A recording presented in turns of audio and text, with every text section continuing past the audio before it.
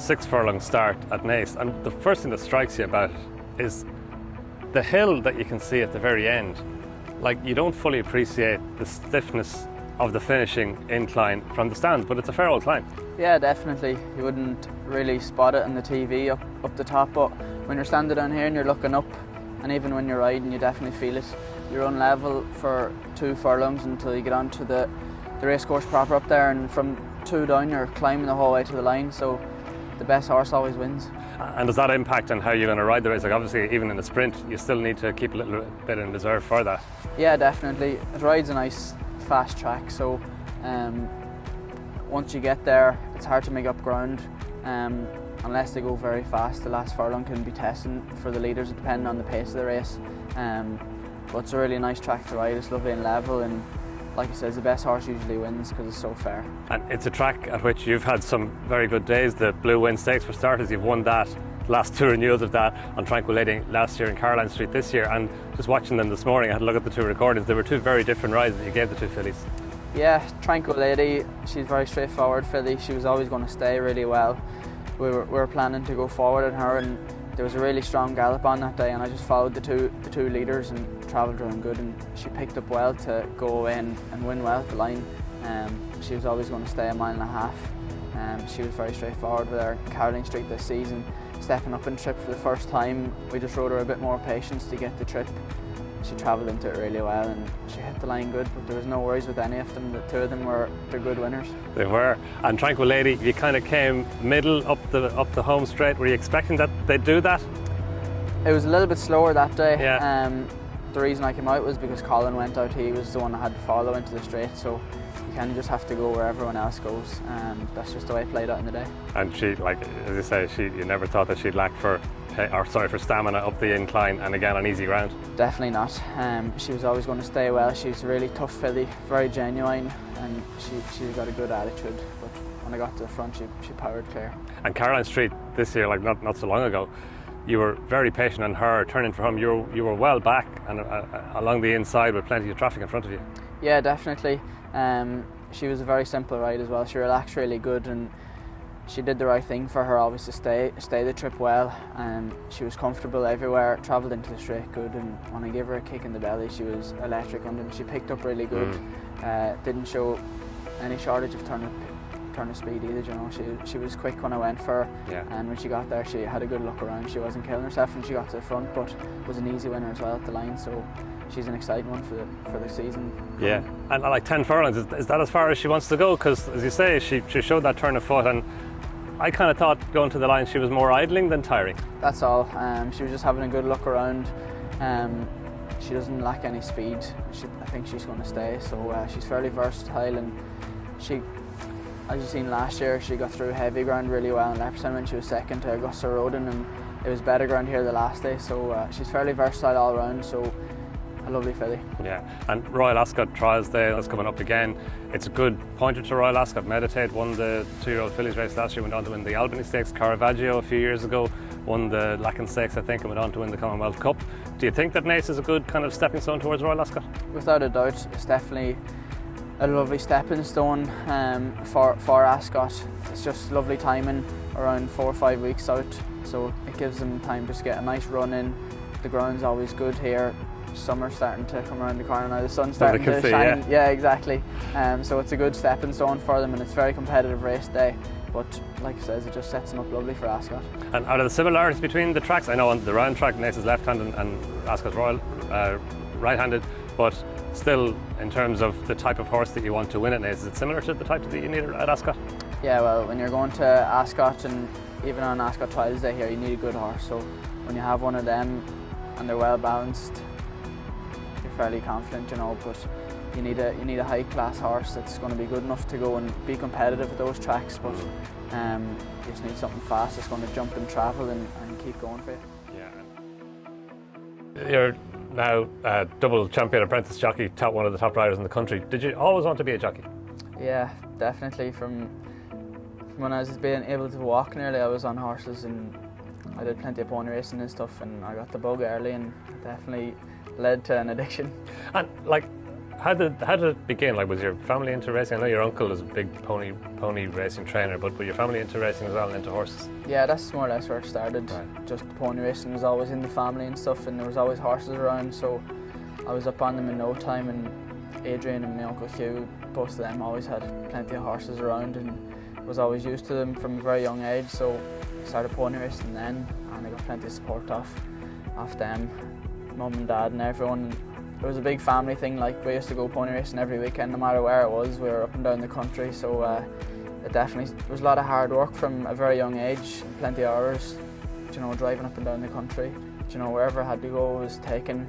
It's a big advantage being able to drive now, but looking back at it now, the hours they put in driving up and down the country, even after the pony racing, when we started going down to Joseph's, at the weekends after school, down every weekend and back up on Sunday evening, so it was madness. Yeah, no, great to have that support behind you. But you were obviously worth it. You were champion pony racing rider twice. You rode over 200 winners, won all the big races at Dingle, including the Dingle Derby. Yeah, definitely. A very lucky place and plenty of success there as well. But it's kind of like the Cheltenham of racing here. I had plenty of good days there and met plenty of people. Pony racing is a very good background to have as well. It's massive help for going forward for loads and loads of different things. Delighted to see it's back on now again. They had a bit of trouble with the insurance and stuff, but they got it going now again, which is great to see, and there'll be plenty of up and coming champions coming through, I'm sure. And do you think that the experience you gained on the pony racing circuit stands to you even now? Without a doubt. Starting off, you can spot someone who's after doing it a mile out, when they start off. But it's just pushing them, positioning, even talking to owners and trainers after about feelings and whatever's after happening, and talking to different people. So many different things, getting them balanced and whatnot.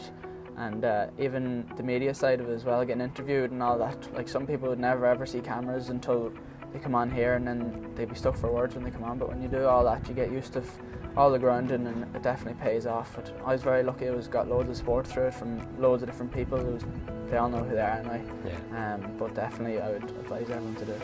And then, as you say, you were up and down to Joseph's every weekend. Like, how did your association with Joseph O'Brien begin? Well, I first went down on the weeks. I think I was in a week off in school, and I went down, and I loved it. And then it just started from there. I went down then at the weekends after school every week, and just one thing led to the other. And when I finished up school, then I was obviously moved down there straight away. And I was very lucky in my last year of school. COVID came and the schools weren't on. It was kind of all just on social media and stuff, and I didn't have to do any leaving certs. It was all predicted grades, so I was able to get down earlier than usual and put in more work and stuff and get on more horses. So that was definitely a big advantage, where if I had been in school, I still wouldn't have come down. You might have been there anyway. I would have been up and down each weekend, Yeah. Still driving plenty of hours. So one thing led to the other, and I'm delighted I'm there. Yeah. And Jamelia, she was your first winner for Joseph. Yeah, she was my first one. Got started off on her, and it led on to plenty more after. And he's been very, very good to me from the get-go. He's given us loads of support, and there's plenty of us down there as well for competition. Keep everyone on our toes. So it's great. Yeah. Baron Samedi was a big horse for you. You won 3 in him, and then Joseph put you up in a Group 3 race. Yeah, I won the vintage crap on him in Navan. That was my first group race. That was an unbelievable day. It's madness to think back now. I think it was a £5 claimer. So very, very lucky to be associated with a horse like that, and the owners were good as well to put me up, because they could easily shipped over to one of the professionals. That's usually the way it works. But Joseph and the owners were happy, and I took the opportunity and got it, thankfully, and went on. And he was third in the Ledger, which is unbelievable. But he's definitely a great servant and a big help to the start of my career. But it's a fair vote of confidence in you by Joseph and the owners, as you say, that in a group race, when I think you were claiming 5, you couldn't claim your £5 in a group race, so they're effectively carrying a £5 penalty because they're sticking with you. Yeah, definitely. Just like you said, I was very, very lucky. They put faith in me, and we're looked after really well, and delighted to be getting the leg over those kind of horses. We're just blessed. Yeah, and your Group 1 win, Alrifa in the National Stakes, that must have been fantastic, was it? Yeah, it was unbelievable. They're the races you want to be winning, stakes races and whatever else. Any winner, and every winner matters, but stakes winners are just a bit different. And Alrifa was unbelievable last year in the National Stakes, and very, very exciting horse. Going into the race, What were your thoughts going into this? Did you think he had a big chance of winning it? Yeah, we were quietly confident, in fairness. He kept improving from each run, from his first start to when he won his maiden. The first day when he ran in his maiden, when he was second, the ground he made up in the last furlong was unbelievable. He was definitely a big eye catcher. For such a big horse, he's got an unbelievable turn of foot, and he stays well, he relaxes really good. He kind of has everything you want, but he just kept on improving from each run. He's fairly ground versatile, so we're really looking forward to him now. And the way that he hit the line in the National Stakes over 7, like you came down the near side, as I remember, he finished off really well, 1 going away. Do you think he'll get a mile okay now? Yeah, I don't think that'll be a problem, and I think he's going to even get further in time. But as I said, he's got a great attitude. You can put him where you want in a race, and he relaxes well, and you're not short of a turn of foot either, and you know he's going to keep going for it. He tries really hard, and it set up lovely that day. Just draft him in and rode him with a bit of patience, and he picked him up really easy and 1 going away at the line in a competitive field. Yeah, the Irish Guineas, obviously that's his big day. How's he been since? How's he been training this season so far? Yeah, he's very good. Everyone's happy.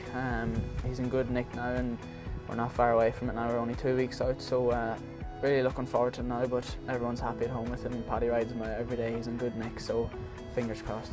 Yeah, and besides, I mean, he's obviously a massive horse for you this season, please God. Any other horses that you're particularly looking forward to for the season ahead?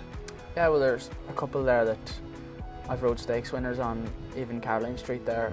She's won here in Naas a couple of weeks ago. She's very exciting, so there's plenty of horses down there, and we're very lucky to be getting the leg over them, so definitely there's plenty to have fun with. And do you have any, obviously you can't be Champion Apprentice this season again, do you have any goals? Do you set yourself goals or targets for the season ahead? Yeah, well, you really just want to kind of beat last year's record if you can. That's the main aim, just ride as many winners as we can, keep injury free, and give every horse the best chance of winning in every race I ride, and that's mainly the main target, and just keep riding winners if we can.